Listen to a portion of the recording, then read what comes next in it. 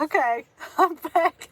I don't know if I can join those two videos together, hopefully. I had a naive assumption that if I just paused the video, I would just be able to unpause it, but I've just created a whole new video clip.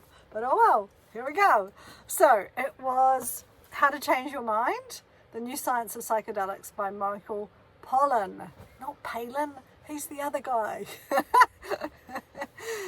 And fascinating book about the history of psychedelics, the modern history of psychedelics and our society, and how it has changed completely from something that was used to help a lot of people, like a lot of people, and then it became outlawed as bad, and then it became in America the war on drugs, the war on these things that could actually potentially help people, but that's another whole story in itself.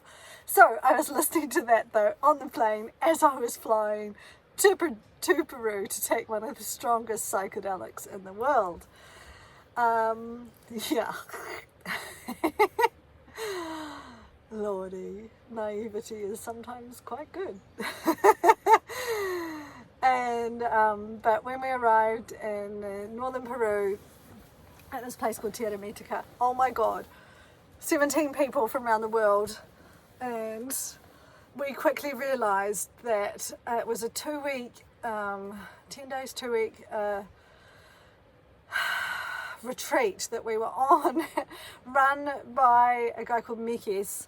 He called himself the big fat Greek man, and that's a self-fulfilling prophecy, yes, because he was, but he was in an incredible presence and personality, and he had done ayahuasca many times, and was in tune with the grandmother. He pretty much could channel the grandmother, and you could feel the presence of her there at this place. It was a beautiful oasis in the top of the Amazon. And the first night I was there, I lay down to go to sleep and suddenly felt like, oh my god, I feel so trippy. I literally felt like I was on something already. This crazy trippy feeling with visuals, and it was like, whoa, what's going on here? And the next morning I was speaking to one of the guys at breakfast, and he said he had the same experience. And he was like, wow, this is gonna be crazy shit. But we quickly realized that yes, we were going to take ayahuasca, but the whole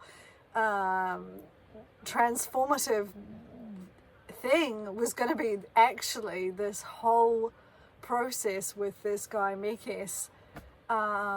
Boy, did he take us on a ride. It was crazy. It was like 10 years of therapy condensed down, and he where do I start? Let me give you a little example. So on the first day we were there, and we were all meeting around in a circle, and he pretty much confronted us saying, do you truly want to change? What are you here for? You can't just sit back. It's just not a ride where you sit back and observe. You need to participate, and you need to be willing to change and let go of things. And are we willing to do that? And everyone of course goes, yes, of course we are, that's what we're here for. And then he goes, right, the first thing I want you to do is to take all your piercings out. So I had one on my nose, I had ones in my ears then, yeah, and he said all the rings off, all jewelry off, all piercings out. And we were like, okay. Some people had a lot of piercings. And we're like, yeah, that's okay, we can take the piercings out, And then he said the next thing was all the males. He said, I want you to all shave your faces and cut your hair. And some of the guys there were like hippies, had, one guy had amazing dreads, far out. And to cut them off is such a strong symbolic thing. Another couple of guys had very long hair, long beards, and they had to shave. Well, they didn't have to, they had to choose to do it. Pretty much, though, the connotation was if you don't participate, then you're gone, you leave. So it was a crazy start, and all us women were sitting there thinking, oh my God, is he going to get us to cut all our hair next? Like, what is he going to ask us to do next? So this was the setting on the first day. So these guys appeared out of the bathrooms, like unrecognizable to the ones that had flown in.